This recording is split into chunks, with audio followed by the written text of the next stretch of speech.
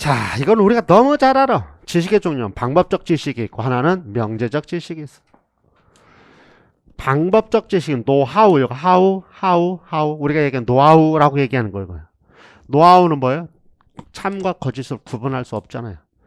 우리가 공부할 때 이 하우의 개념은 행위적인 거잖아. 그치? 우리가 교육 심리학에서 장기 기억에서도 얘기할 때 그 행위적인 것, 절차적 지식이었는데 그런 걸 뭘 갖고 따지는 혹시 기억나세요?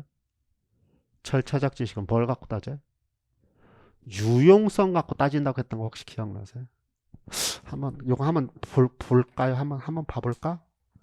354쪽에 있는데 354쪽에 보시고 없으면 이게 이제 그 출판 연도가 다르면은 달라질 수 있으니까 어디를 보냐면 354쪽에 그 근저리에 장기 기억이 있어요. 장기 기억. 올해 책이나 작년 책이나 뭐 재작년 책이나 갖고 있으면 거의 같은데 350쪽은 그 장기 기억이 있어요. 장기 기억이 있죠. 니은번에 절차적 지식이 있어요. 그 기억번에 서술적 지식이 명제적 지식에 해당하는 말이고요. 절차적 지식이 방법적 지식에 해당하는 말이거든요. 근데 절차적 지식의 D번에 무엇을 행위의 유용성을 기준으로 삼는다라는 단어 있어요. 제가 이거 수업하면서 굉장히 얘기를 많이 했었던 거 있어요. 볼을 찰 때 어떻게 차는 게 제일 좋은 거냐? 내가 내 몸에 맞게 해서 볼만 넣으면 되는 거지. 어떤 그게 정답이 있을 수 없다 그랬어요. 그게 뭐냐면 유용성이에요. 이해되셨죠? 핸드볼 하는데 꼭 오른손으로 던져야 돼? 아니야. 왼손으로 던져도 돼요. 축구 하는데 꼭 발로만 해야 돼? 아니야. 이 말을 해도 되고. 가슴에 얹고서는 막 100m 달리기 해서 홀랑 집어넣어도 돼.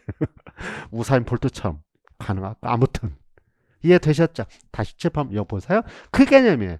그래서 여기 보시면 방법적 지식 참거짓을 구분할 수 없어서 참거짓을 구분할 수 없으니까 뭐라고 얘기한다? 뭐라고 얘기하기 곤란하다. 그래서 뭐라고 한다?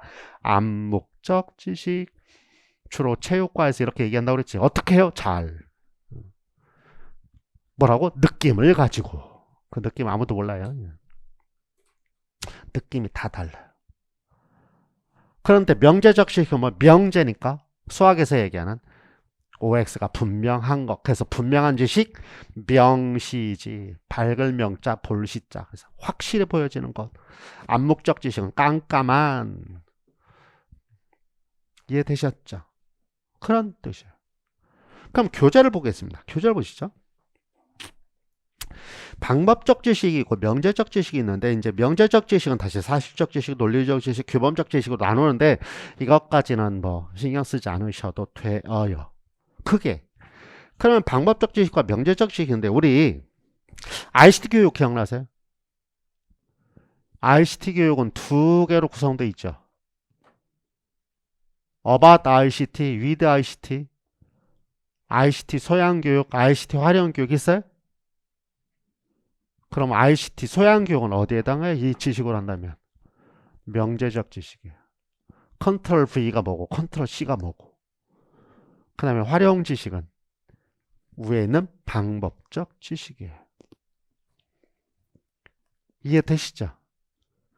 자, 지금부터 이제 잘 들으세요. 여러분들 쓸 게 많아요. ET 가르고 논술이라고 또 써놓으시고요. 우리가 이제 교사니까 ET가 되어야 하고 논술에 있어서도 이제 굉장히 좀 잘 써야 될 관심을 갖고 잘 써야 될 부분이 하나 있어요. 여기에 관계되면 논술에서도 첫째 현재는 구성주의. 1번 첫째 현재는 구성주의 입장. 자, 그럼 현재는 구성주의 입장이라면 명제적 지식과 방법적 지식 중에 뭐가 더 중시돼요? 방법적 지식이 중시되죠. 방법 지식이 중시. 그게 무슨 논술이고 그게 무슨 뭐 니티가 되는데 그게 뭔 의미가 있습니까? 사실이지. 아니요. 가르고 그런데 이게 중요한 거야. 그런데. 자, 칠판 보세요. 어떤 방법으로 사용할 것인가를 알려면 그 전에 뭐가 필요해? 이해가 필요해요.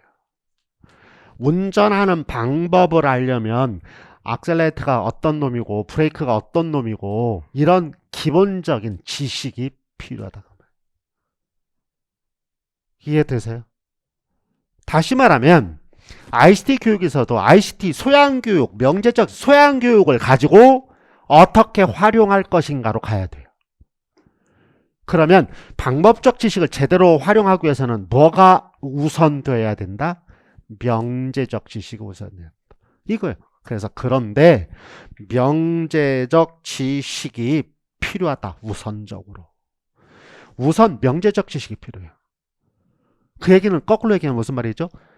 구성주의라고 그래서 방법적 지식만 강조할 수 없다는 거죠. 시험 문제 객관식에 나오면 방법적 지식이 답이에요. 그게 뭐예요? PBL에서 얘기한 문제 해결 학습이에요. 문제 해결 학습은 방법이에요. 근데 그 문제를 해결하려면 뭐가 필요하다? 기본적인 지식인 명제적 지식이 필요하다. 그러니까 우리는 구성주의 입장에서 어떻게 된다? 방법적 지식을 강조해야 되지만 그보다 우선 기본으로 명제적 지식에 초점을 두어야 한다라는 것을 잊어버리면 안 돼. 그러니까 논술을 할 때도 마찬가지고 면접에서도 마찬가지고 그래서 방법적 지식을 강조하지만 기본적인 지식이 더 우선되어야 합니다. 그래서 저는 그런 것들도 강조할 것입니다. 이렇게 얘기를 해야 돼. 이해되셨어요? 그래서 그게 뭐냐면 이제 기초교육이 필요하다. 그 말이죠.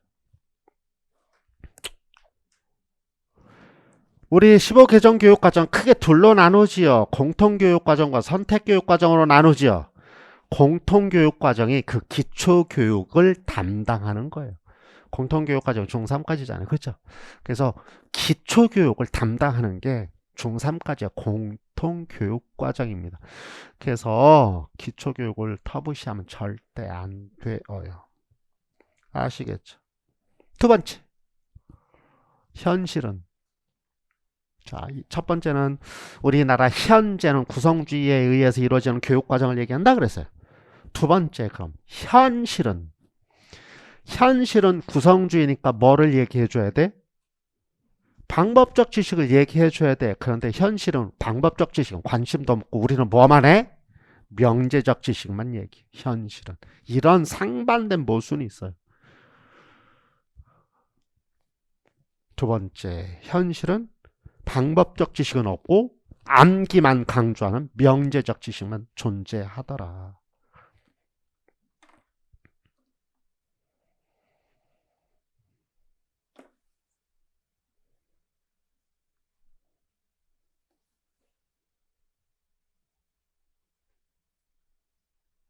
그래서 어떻게 된다? 제가 늘 강조하는 거 적용까지 가야 된단 말이에요. 적용까지.